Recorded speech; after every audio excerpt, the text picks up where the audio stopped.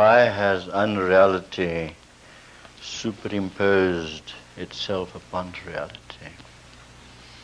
The answer is very simple, because it is the nature of that reality, the manifester, to be manifested. And the analogy I normally use is that of the flower giving off fragrance. The flower is not conscious of giving off its fragrance, and yet it does it so very well to give you joy. Another analogy would be an incense stick. Now the incense stick burns itself out to give you the fragrance. But with reality, reality never burns itself out, but the manifestation of reality, or that which we call unreality, burns itself out to become reborn, as your second birth in your question. Now, why should it be reborn? Everything is reborn. And if you truly understand the meaning of resurrection,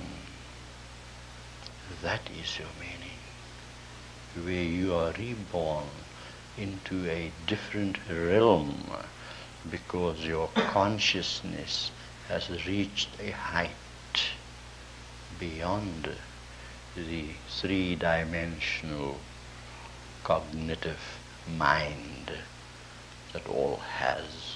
It goes beyond the mind. And when you, the reality within yourself, transcends the unreality of the mind, then you could say, I have been reborn.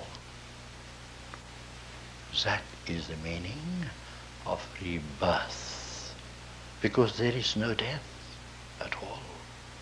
There is only life.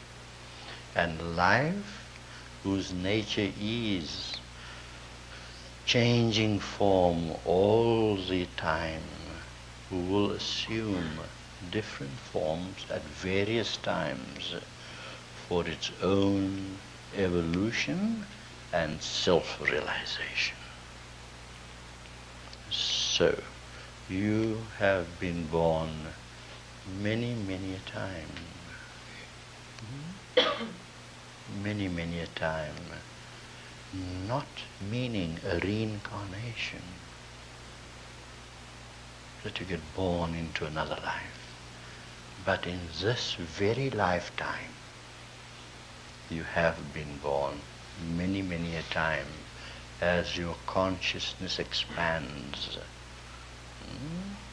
And when you cognize or recognize greater and greater truths, and with every little realization, you are reborn, because the new realization supersedes the older one, and therefore you are a new person, and yet the reality within you remains the same, for that is the only thing, the real self, the real I, that never gets born and never dies.